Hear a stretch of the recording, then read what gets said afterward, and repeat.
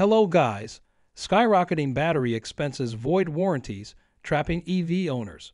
Affordable, essential battery swaps offer a reliable alternative.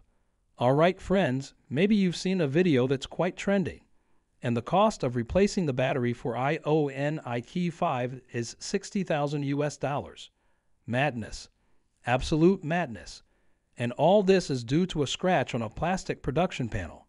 And apparently it voids the warranty. According to the dealership, it declares the battery unsafe and forces you to replace it. Otherwise, they say you'll be responsible if it bursts and causes damage to other things. So if it bursts and damages other things, you could be held responsible. These are some dangerous things. But I'm telling you, this is equal to the price of the Ioniq 5 car.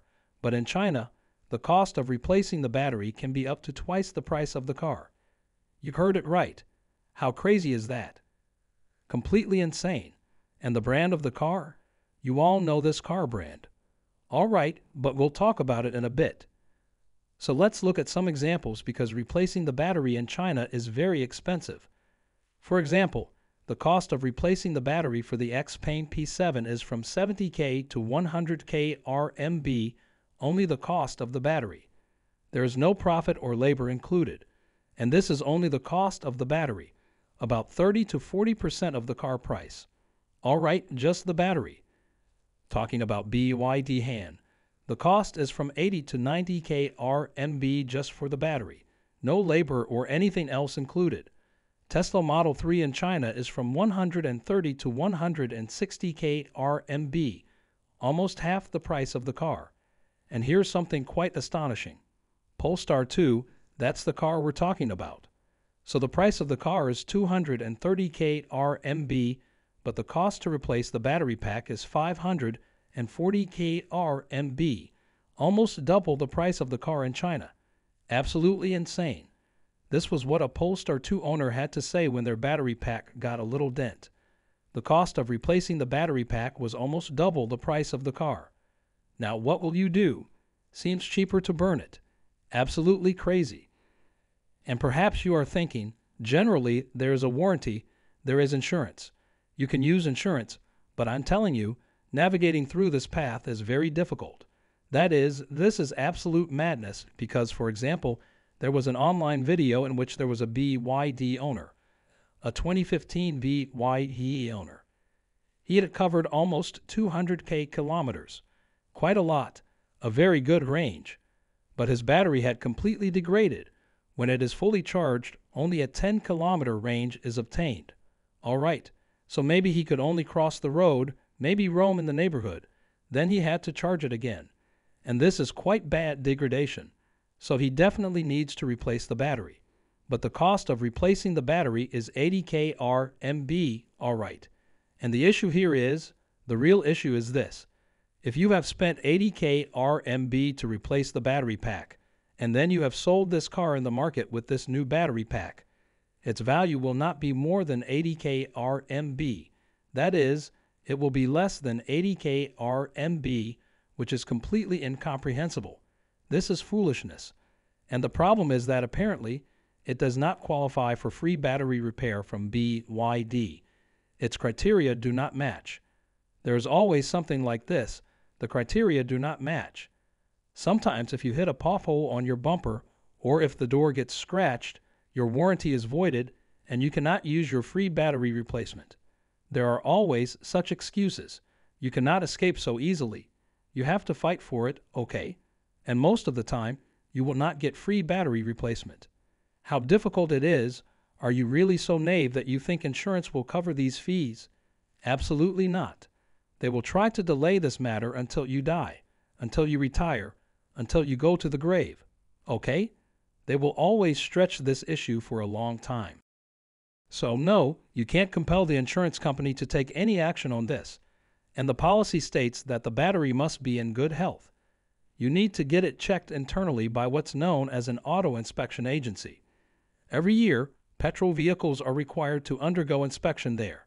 For EV, in the first 5 years, you don't need an inspection. However, after that, you have to get it inspected annually. Recently, they've also included battery health as a criterion. So, if it doesn't pass, meaning the battery health isn't good, you fail the inspection. This implies that you have to find a way to fix it or replace the battery, and this can be quite challenging, especially in China. So in the end, what will happen is that many EV owners will be trapped. If you replace the battery pack, all the savings you made by buying an EV will disappear.